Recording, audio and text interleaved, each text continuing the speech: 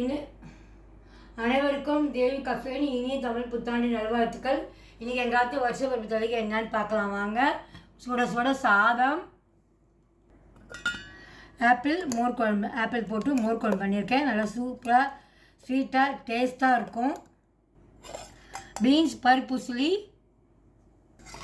மைசூர் ரசம் பண்ணியிருக்கேன். நல்லா சூப்பராக டேஸ்ட்டாக இருக்கும்.